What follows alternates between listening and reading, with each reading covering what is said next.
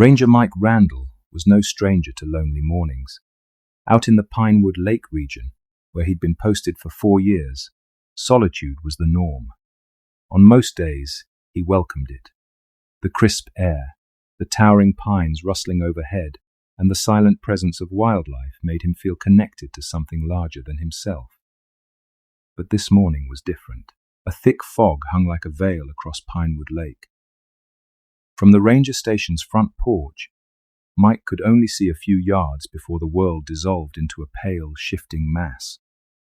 Even the water's surface, normally a glittering mirror, lay hidden beneath a blanket of grey. He checked the temperature, a biting 40 degrees, unseasonably cold for autumn. He zipped up his jacket, grabbed a thermos of hot coffee, and set off on foot to do his usual morning patrol around the lake's perimeter. The path was well worn, lined with pine needles.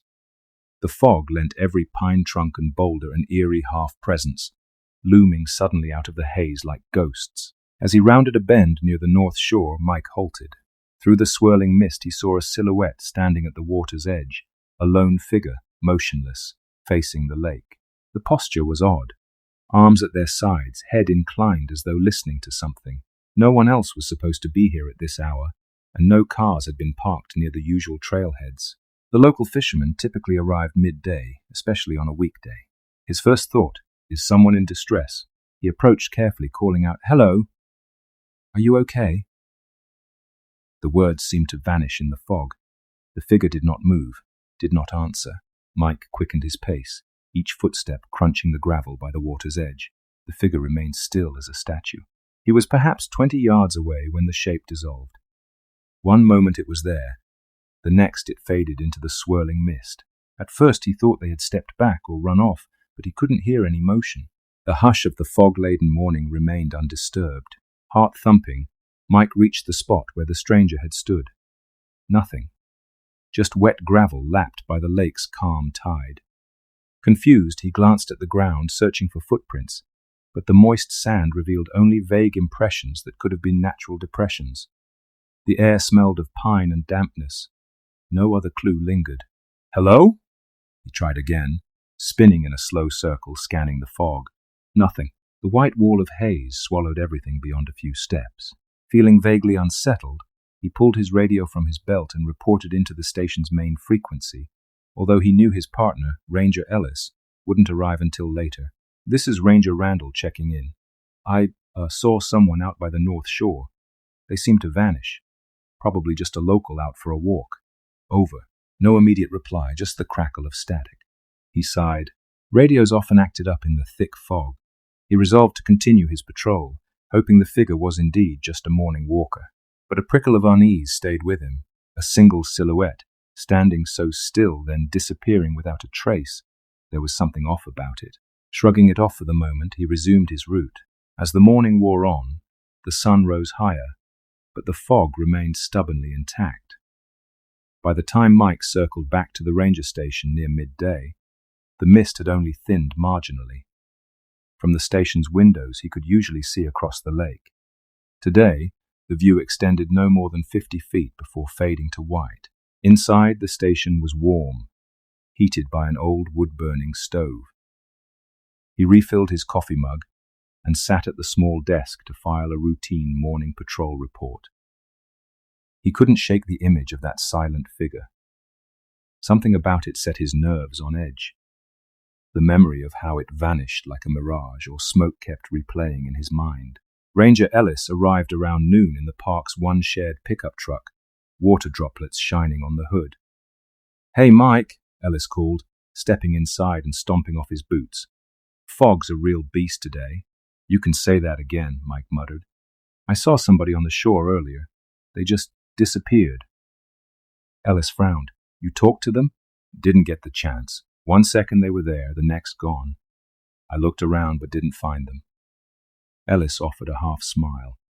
"These old-timers around here love to go out for random walks, especially if they're insomniacs. I've startled quite a few seniors who like the quiet of early mornings." Mike nodded. That was plausible. Still, it hadn't felt like a simple vanishing into the fog. It felt unnatural. He decided not to press the point.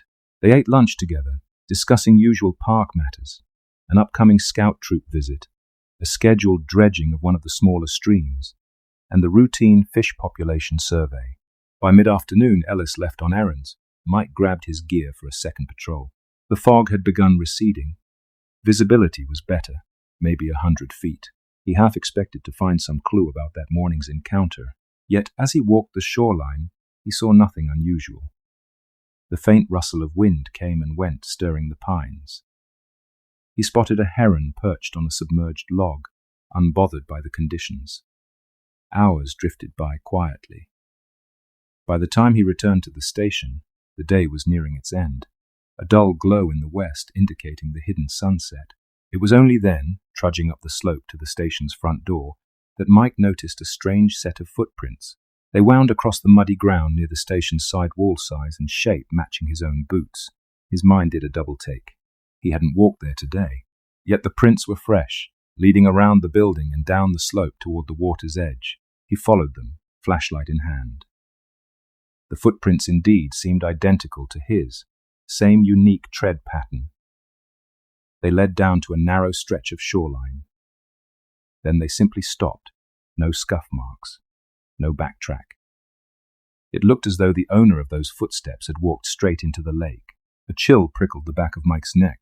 He turned slowly, sweeping his flashlight across the mist-laden water. The beam illuminated rolling fog and little else. Had someone stolen his boots? That made no sense. His spare boots were still in his locker. Or had the figure from this morning left them as some bizarre message? The notion felt absurd, but so did the entire situation. The hairs on his arms stood up as he realized the footprints leading away from the station implied someone or something had been right by his station door, wearing footprints that matched his own. He exhaled a shaky breath, fighting a ripple of panic. After scanning the shore one last time, he retreated inside, locking the door behind him. Night fell swiftly. Ranger Ellis had clocked out and driven home. The station was quiet, save for the wood stove's crackle and the distant hum of the generator. Mike busied himself with a stack of paperwork, though his attention kept drifting to the windows, seeking movement in the fog. Outside, the moon was hidden behind thick cloud cover. The only light came from the station's porch bulb and a couple of floodlights that cast fuzzy halos in the mist. Around 8 o'clock, Mike heated a can of soup on the stove. He tried to focus on tomorrow's tasks, but his nerves were wound tight. He nearly dropped his spoon when something dark flickered outside the window. A silhouette. Heart pounding, he rose and pressed his face to the glass. The figure stood just beyond the ring of light, partially obscured by swirling fog. But it was definitely there, a tall shape, posture stiff, arms at its sides, head tilted. Adrenaline surged. Mike yanked the station door open, stepping onto the porch. "Hey!" he called, voice echoing. The figure didn't move. He grabbed his flashlight, aimed it, but the beam only revealed shifting fog. The silhouette seemed a step out of reach, forever blurred by the mist. He descended the porch steps quickly. "If you need help, talk to me." Each footstep splashed in the damp soil. The shape receded in silence, melding into the swirl of white. After a few more steps, Mike realized he was chasing empty air. It was gone again. His breath billowed in the cold night. He scanned the gloom, hand tense on the flashlight. The only response was the faint lap of water against the shore. Shoulders slumping, he returned to the station, locking the door with trembling fingers. He stood by the window, peering out. The figure had reappeared at the edge of the clearing. He almost missed it, motionless in the distance. Then it slowly raised an arm, beckoning. Mike felt the blood drain from his face. The gesture was painfully deliberate, a silent command to come closer. He backed away from the window, fear clawing at his insides. "What do you want?" he whispered to the empty room. The shape outside did not speak. After a minute of tense watching, it vanished as though never there. That night, sleep came grudgingly. Mike lay in the station's small bunk, every nerve alert, expecting to hear knocking at the door or scraping at the windows. But the only sound was the distant wind, rustling pines in a hollow murmur. The next morning, He confided in Ranger Ellis. He relayed the footprints, the figure in the window, everything. Ellis listened with eyes widening. "That's disconcerting," he admitted, rubbing the back of his neck. "You sure you're not just spooked by the fog and all?" Mike shrugged, frustration lacing his tone. "I've done dozens of patrols in conditions like these. This is different. I'm not imagining footprints that vanish into the lake, Ellis." Ellis frowned. "All right, I believe you. We can ask around. Some of the old folks in town might know if there's a story about weird sightings around Pinewood Lake." They hopped into the park's truck and drove into the nearest settlement, a small lumber town called Barrow Glen. The main street boasted a diner, a general store, and a run-down library. While Ellis checked with the local sheriff's office about any missing persons, Mike visited the library, hoping to find old records or local law. He browsed dusty shelves, eventually stumbling on a binder of newspaper clippings about Pinewood Lake. Most were about routine things, fishing contests, expansions to the ranger station decades ago, the occasional disappearance that ended up being a false alarm. But one article from 1982 caught his eye. "Local swimmer mysteriously disappears," read the headline. The short article told of a man, Henry Calloway, who went for a morning swim in dense fog and never returned. Witnesses claimed to have seen him walking toward the water's edge, and then no further evidence was found. No body, no footprints, no sign of drowning. The official verdict was that he likely got lost in the fog and drowned, though divers never recovered a corpse. Mike's skin prickled. The article included a blurred black and white photo of Henry, standing tall, arms at his sides near the lake. He wore a stoic expression. The resemblance to the silhouette was unnerving. More clippings detailed other vanishings, though few garnered much press. A fisherman disappeared in 1967, also on a foggy day. A teenage girl in 1955 was said to have walked away from her campsite, into the mist, never to be seen again. Altogether, it painted a strange pattern. Pinewood Lake had a quiet but persistent history of unexplained losses when the fog was thick. Shaken, Mike took notes, then reunited with Ellis, who reported that the sheriff had no recent missing persons bulletins. On the drive back, Mike explained his findings. Ellis grew pale. "That's spooky, to say the least." They arrived at the station in the late afternoon. The sky was leaden, threat of more fog. Mike parked the truck and sighed. "I have a bad feeling about this." Ellis patted his shoulder. "We'll keep watch tonight. Maybe if the figure shows up again, we can confront him together." Mike nodded, grateful he wouldn't be alone. That evening, the two rangers prepared for a long stakeout inside the station. They brewed a pot of strong coffee, set up chairs by the biggest window overlooking the lake, and kept the porch light on. The fog thickened outside as though on cue. The watery shimmer of the lake disappeared behind the swirling gloom. Hours stretched. Midnight approached. The men spoke in hushed voices, mostly about old mysteries in the park, the possibility of illusions caused by moisture in the air, or maybe a trick of the mind. But both knew the footprints and vanishings had no easy explanation. Shortly after midnight, Ellis jerked upright, nearly spilling his coffee. "Mike, look," he pointed. Sure enough, a silhouette had emerged from the swirling grey. It stood about 30 feet from the porch, unmoving. Mike's pulse thundered. This figure looked exactly as he'd seen before. Tall, arms down, head tilted. A moment later, it lifted a hand in that beckoning gesture. No face was visible, just darkness and fog. Ellis swore under his breath. "What in God's name?" Before Mike could answer, the figure glided sideways, as if shifting behind a curtain of mist. The rangers jumped to their feet, unbolting the door. They stepped out onto the porch, flashlights sweeping across the clearing. The shape was gone. They circled around the station, scouring the perimeter. Near the back corner of the building, Ellis let out a sharp gasp. "Mike, look." Footprints in the soft soil large, matching Mike's boots again. They curved around, heading toward the lake. The rangers followed them warily. Soon they reached the water's edge, where the footprints vanished. Ellis exhaled shakily, shining his light on the gentle waves. This is impossible. Footprints in your tread pattern. But you were inside with me the whole night. Mike stared, a knot of dread forming in his stomach. He crouched, studying the final print. Water lapped at the edges, erasing any chance to see what happened next. It's trying to lure us, he said, voice hoarse. Or to copy me somehow. Ellis placed a hand on Mike's shoulder. We won't let it. Come on, let's head back in. Nothing good will come from wading into that water at 1 a.m. They retreated inside, hearts pounding. Neither suggested sleeping. They merely sat in tense silence until dawn began to break, each lost in his own apprehension about the forces at work around Pinewood Lake. As the murky light of morning came, the fog receded slightly, revealing the lake's shoreline. Mike and Ellis decided to do a thorough daytime search, hoping to find any rational clue, a hidden culprit, footprints that didn't vanish, anything. They trudged along the shore, each armed with a radio and a camera. Hours passed. The dense pine forest loomed on their left, the lake's surface on their right, still half shrouded in haze. The occasional loon call broke the quiet. But no sign of the mysterious figure. They eventually reached the northern inlet where a small pier jutted out into the lake. As they approached, Mike noticed something bobbing in the shallow water.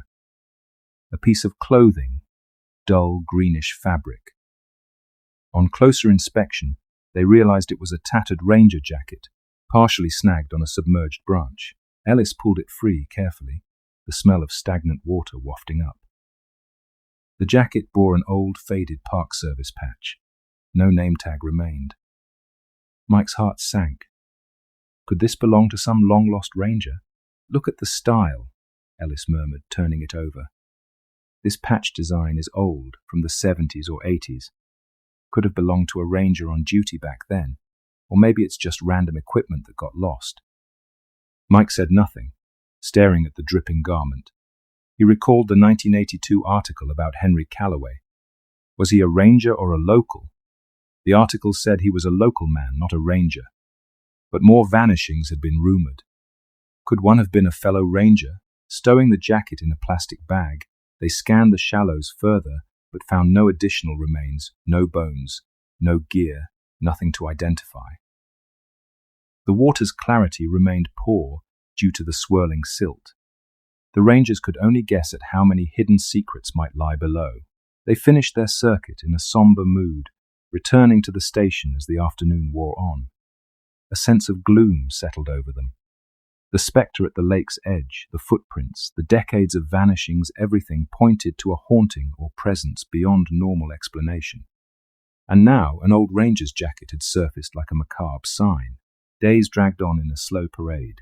Each morning, thick fog blanketed Pinewood Lake. Each night, the figure appeared in the distance, beckoning. If Mike and Ellis ventured out, it disappeared, leaving behind footprints matching Mike's. On 2 occasions, Ellis swore he saw footprints in his tread pattern. That realization deepened the sense of dread. Whatever force lurked here was mimicking them both. The men took turns sleeping in short shifts, never fully resting. The station's windows became watch points. The swirling haze outside seemed alive with subtle motion, drifting shapes that might or might not be illusions. More than once, Mike woke from fitful dreams convinced he heard footsteps on the porch, only to find no one. One late evening, Ellis snapped, pacing the small main room. We have to do something, he said. We can't just wait for the next show. Mike slumped in a chair. Dark circles under his eyes spoke of exhaustion. I don't know what. We've called the sheriff's office. They brushed it off as either elaborate pranks or illusions. The state park authority can't send a team unless there's a tangible emergency or missing persons case. And we can't exactly say ghost footprints are scaring us. Ellis breathed heavily, leaning on the desk. What if this presence is tied to the lake itself? Some local haunting, some legend we haven't uncovered. Mike grimaced. I've scoured all the old articles. There's mention of strange disappearances, but no direct cause. The only thread is the fog, and people vanishing near the water's edge. They sat in grim silence. Outside, the wind moaned across the pines. Mike stared at the thin files they had, the newspaper clippings, the battered ranger jacket in a bag. A single question occupied his thoughts. How do we stop something that isn't human? that simply appears in the fog.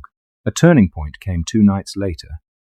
A particularly heavy fog enveloped the lake, thicker than any yet. It was past midnight, and Mike was alone in the station. Ellis had driven to town for supplies and was late returning. The building felt suffocatingly quiet. Mike paced, glancing at the clock. He went to the window, peering out.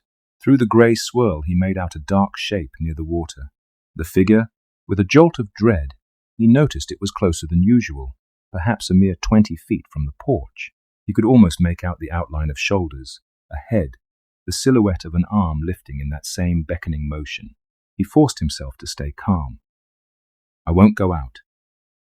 Yet, as he watched, the shape began to move, drifting sideways closer to the path leading around the station. Fear twisted his gut. Was it approaching the door? Suddenly, his phone buzzed, a message from Ellis. "Got a flat tire. Gonna be late. Don't do anything dumb." The note provided a momentary distraction. When Mike looked back at the window, he froze. The figure was gone. But the front porch light flickered, indicating movement near the door. Knock, knock. The sound was faint but unmistakable. Mike's heart nearly burst from his ribcage. He stepped back, eyes locked on the door. The knocks came again, steady, measured. Gathering courage, he grabbed his flashlight and yanked the door open. No one stood there. Fog curled into the station's entrance, swirling around his ankles. He raised the flashlight, sweeping the porch. Nothing. Yet. Footprints glistened on the wooden planks. Wet footprints shaped exactly like his boots. A whispery voice, impossible to pinpoint direction, seemed to sigh his name. "Meek!" He staggered back, breath ragged. The footprints led off the porch, down the slope toward the lake. The darkness beyond was impenetrable. "It wants me to follow." The idea sent a chill through his bones. He slammed the door shut, locked it, and slid a heavy metal bar across for good measure. Then he sank to the floor, trembling. The faint whisper came again, muffled by the walls drifting in from all sides. It was like the entire fog had found a voice. Hours later, Ellis returned to find Mike still huddled by the door. His expression must have spoken volumes because Ellis didn't ask for an explanation. He just set a hand on Mike's shoulder. "Come on, buddy, let's get you up. You're safe." But was he? By the next morning, Mike had calmed slightly, though calm was relative. Ellis proposed they do something drastic, wait for the figure to appear, then chase it, come what may. Let the sheriff call them crazy, but they needed answers. Night fell in hush, with the thick fog swirling as always. Both rangers prepared, headlamps, flashlights, even a handheld thermal imaging device the park used for wildlife surveys. If the figure showed any heat signature, they'd detect it.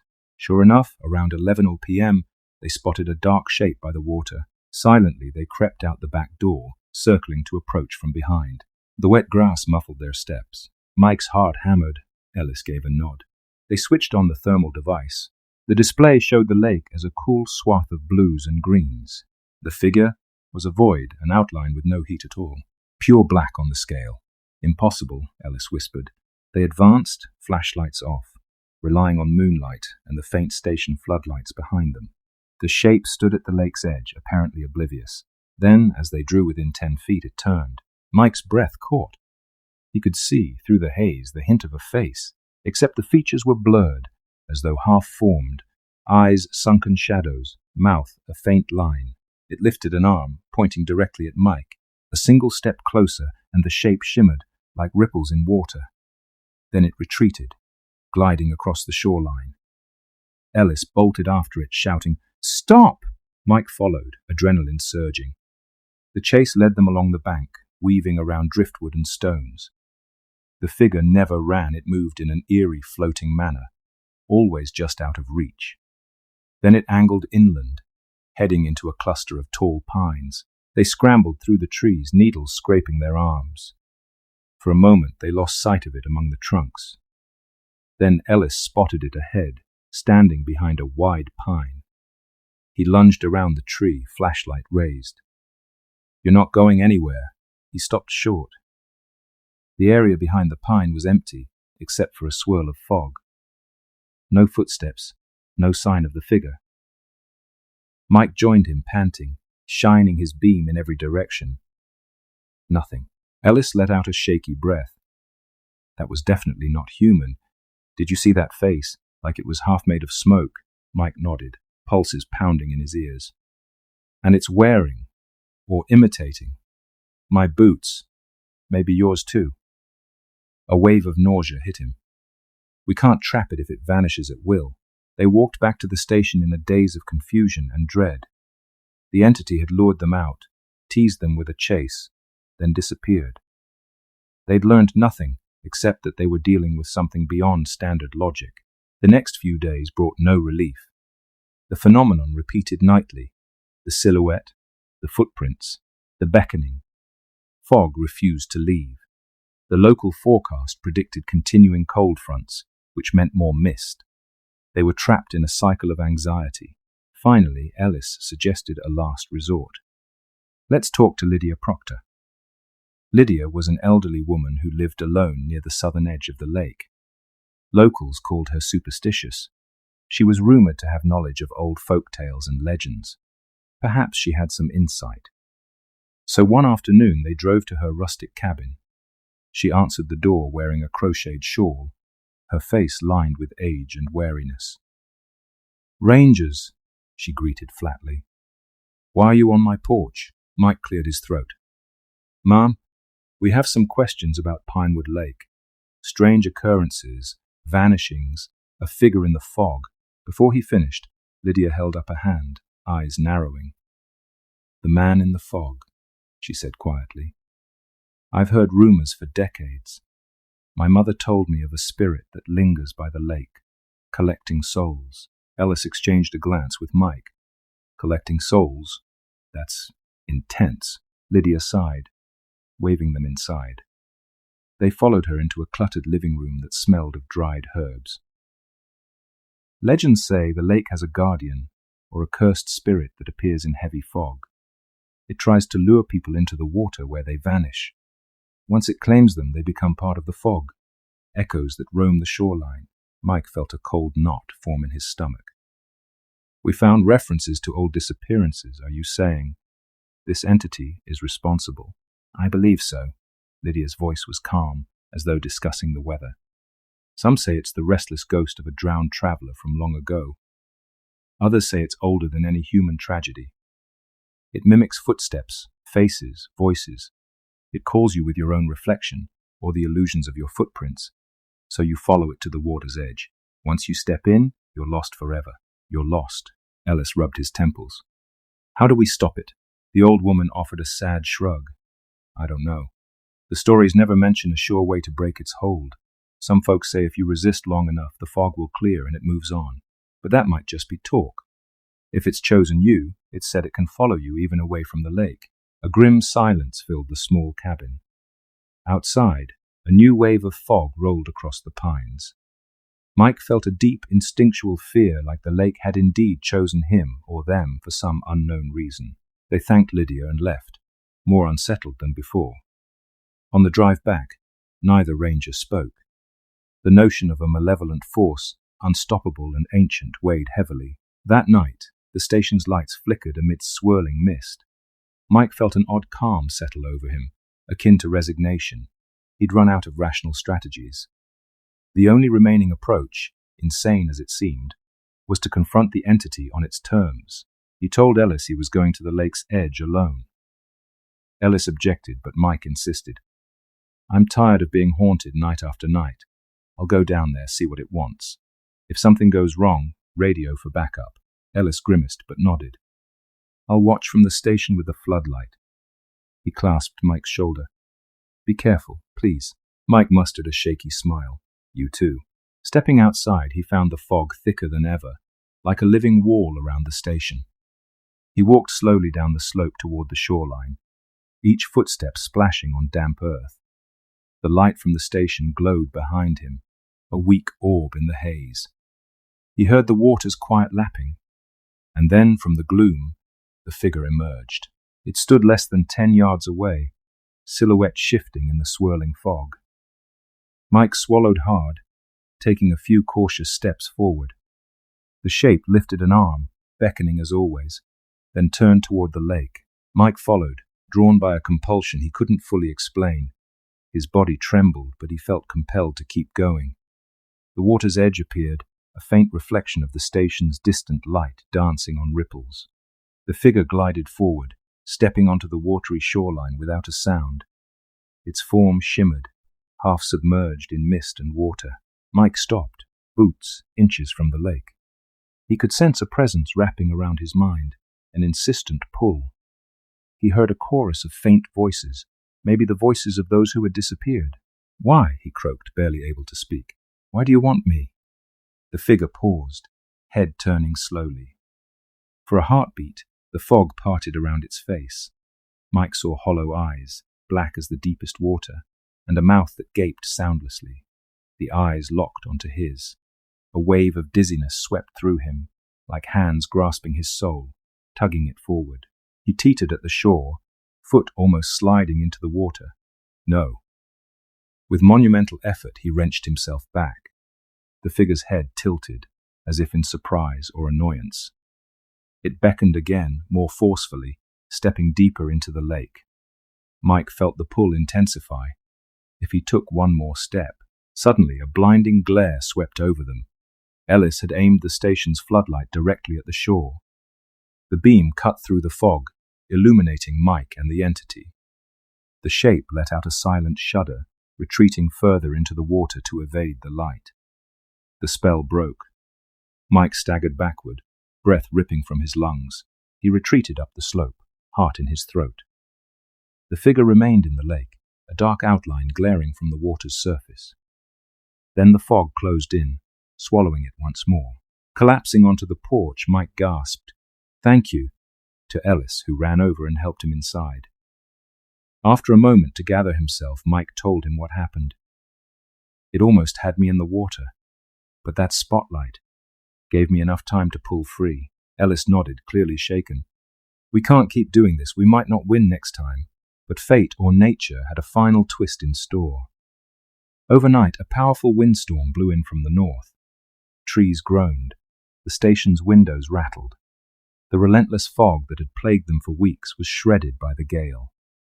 When dawn broke, the sun rose on a clear, crisp lake. The water sparkled under bright light. No haze to be seen. Mike and Ellis stepped outside in awe. The difference was shocking. For the first time in ages, Pinewood Lake looked peaceful, almost benign. They cautiously went down to the shore. No footprints, no sign of the figure. The wind carried fresh air, stirring the pines to a gentle hush. As the days passed, no new appearances occurred. The nighttime visitor didn't show. The ominous footprints matching their boots never reappeared. The gloom that hung over the station lifted, replaced by normal autumn rhythms. Migrating birds, the occasional fisherman, chilly mornings that gave way to crisp afternoons. And yet, Mike couldn't fully relax. He recalled Lydia's words, "If it's chosen you, it can follow you." Was the entity merely dormant, waiting for the next stretch of fog? He kept a watchful eye every morning, checking the shoreline. But for now, Pinewood Lake showed no trace of the eerie presence. 3 weeks later, the season shifted toward winter. Nighttime temperatures dipped below freezing, dusting the pine needles with frost. The fog did not return with its previous vigor. Ranger Ellis arranged a meeting with the State Park Authority, handing over an understated report about unusual conditions and the potential need for greater safety precautions in heavy fog. Mike, haunted by the memory of that inhuman face, struggled with nightmares. Most nights, he relived the moment he almost stepped into the lake. In his dreams, the figure stood over him, hollow eyes fixated, beckoning him into black water. He considered requesting a transfer, yet some stubborn part of him refused, convinced that leaving might not end the haunting. Perhaps it would only follow him, or choose another victim in this lonely park. He decided to stay vigilant, to watch over the lake. If it came back, he'd be ready. On a bitterly cold morning, well after sunrise, a delicate haze drifted across the lake's surface. Mike stepped out on the station porch, breath hanging in the air, scanning for any shapes in the distance. For a moment, his pulse skipped. He saw a flicker of movement. He raised his binoculars. A drift of fog parted, revealing nothing but water ripples. He lowered the binoculars slowly, releasing a tense breath. Maybe it's gone forever, he allowed himself to hope. But as he turned to go back inside, he thought he heard his name in the faint breeze. Miek. He froze, heart pounding, gaze darting across the silent shore. Only the rustle of pines and the faint shimmer of watery mist greeted him. No figure, no footprints, no swirling silhouette. After a long minute, he exhaled shakily and returned inside. To this day, Ranger Mike remains at Pinewood Lake watchful. Locals whisper that on certain foggy dawns he can be seen standing at the shore's edge, scanning the water. They say he's looking for something, or maybe someone, because the stories about vanishings have never really stopped. The lake has claimed people before, and likely will again, especially on those mornings when the fog is so thick that even your own footprints disappear as soon as you turn around. Sometimes, in the hush of dawn, you might see him looking out over the water, tense and silent. And if the wind shifts just right, you might hear him speaking under his breath, warning whoever might listen. Watch the fog. If you see a figure by the lake, turn away. Don't follow him. Don't let him lead you to the water's edge, because if you do, you may find your footprints are not your own and that they stop exactly where the dark water begins. Because once the man in the fog beckons you, it's already too late.